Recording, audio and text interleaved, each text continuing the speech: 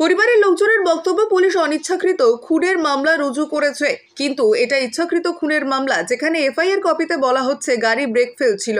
কিন্তু পরিবারের লোকজনের বক্তব্য, গাড়ি দাঁড়িয়ে তারপরে গাড়িতে স্পিড বাড়িয়ে ধাক্কা মারা হয়। এমনকি গাড়ির মধ্যে পাওয়া গেছিল 7খানা মদের বোতল, গাঁজার কলকে। এফআইআর কপিতে সেগুলি ছিল না। আমিনুর রহমান যখন দুর্ঘটনা ইনজুরি হয় তখন পুলিশের তরফ থেকে কোনো সাহায্য পায়নি পরিবারের লোকজন, এমনটাই অভিযোগ। পুলিশের তরফ থেকে দেওয়া হয়নি কোনো অ্যাম্বুলেন্স। বিভিন্ন হাসপাতালে ঘুরে ঘুরে জায়গা না পাওয়ার পরে রাস্তায় মৃত্যু হয় আমিনুরের। পরিবারের লোকজন কলকাতা পুলিশের অসহযোগিতার কথা বলছে এবং দোষীদের শাস্তির দাবি করছে।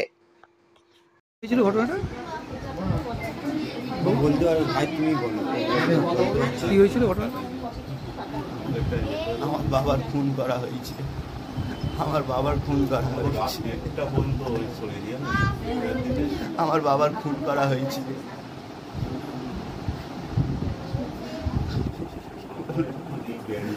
পুলিশ ওদেরকে বাঁচিয়ে নিয়ে চলে গেল আমার বাবার খুনিদের আমার সামনে দিয়ে।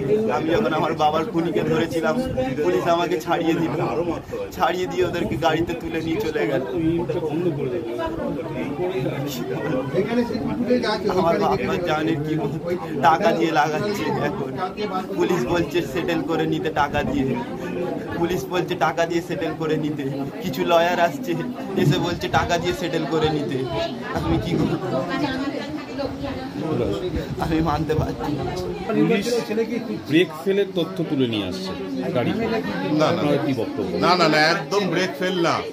যদি ব্রেক ফেল হতো, আপনারা দেখবেন সিসিটিভি ফুটেজ আছে, গাড়িটি এসে একটা জায়গায় আটকে যায়, যদি আটকায় সেই গাড়িটা ব্রেক ফেল হলো কি করে? আবার এগিয়ে যায়। 70-80-তে প্রায় গাড়িটা ছিল, আমাদের যেটুকু মনে হচ্ছে সিসিটিভি ফুটেজে দেখা যাচ্ছে। গাড়ি ব্রেক ফেল হলে কোনোদিন দাঁড়াতে পারে না। গাড়ির মধ্যে কি পাওয়া গেছিল? গাড়ির মধ্যে থেকে যেটা থানার ওখানে পাওয়া গেছে, থানায় বার করেছে, মদের বোতল পাওয়া গেছে, গ্যাজার কলকে পাওয়া গেছে, গাঁজা পাওয়া গেছে। 7খানা মদের বোতল ছিল, কিন্তু কোনো আমরা এফআইআরে ওইগুলো কোনো উল্লেখ পাইনি। কি মনে হয় প্রভাবশালী বলে ওদেরকে বাঁচানোর চেষ্টা হচ্ছে কোনোভাবে প্রশাসন থেকে। আপনাদেরকে টাকা অফার করা হয়েছে? আমার কাকার ছেলে, আমি তো হসপিটালে সারাক্ষণই ছিলাম কাকার সঙ্গে, তো কাকার ছেলেকে বিভিন্নভাবে থানায় ডেকে বলা হয়েছিল যে তোমরা এটা সেটেলমেন্ট করে নাও। ওদের অ্যাডভোকেটও সেইভাবে ওর সঙ্গে আলোচনা করে। মানে পয়সার বিনিময়ে প্রাণ? সেটাই ওরা করতে চাইছে, পয়সার বিনিময়ে প্রাণ। ওদেরকে বাঁচানোর চেষ্টা করা হচ্ছে কোনোভাবে। আপনারা পুলিশের ভূমিকা নিয়ে কি বলবেন? পুলিশ তো আমাদের সেইভাবে কোনো সহযোগিতা করিনি। আমরা নিজেদের ইচ্ছাতে আমরা সেইভাবে গাড়ি করে নিয়ে গিয়ে ওনাকে হসপিটাল, কস্তুরি থেকে আবার আমরা ক্যালকাটা হসপিটাল থেকে আমরা পিজিতে নিয়ে যাই, সেখানেও সিট পাইনি আমরা। সেখান থেকে আমরা আবার নেতাজি নার্সিংহোমে আমরা নিয়ে আসি। ততক্ষণে আমাদের পেশেন্ট খুব অবস্থা খারাপ হয়ে যায়। অ্যাম্বুলেন্সে এত ঘুরতে আমরা কোনোভাবে সহযোগিতা পাই। মানে পুলিশ কোনো রকম ভাবে পুলিশ আমাদের কোনো অ্যাম্বুলেন্স তো দূরের কথা, আমাদের কোনো সহযোগিতা করেনি। আমরাই সব করেছি। আমার নাম আতিউর রহমান, আমার কাকা হয়।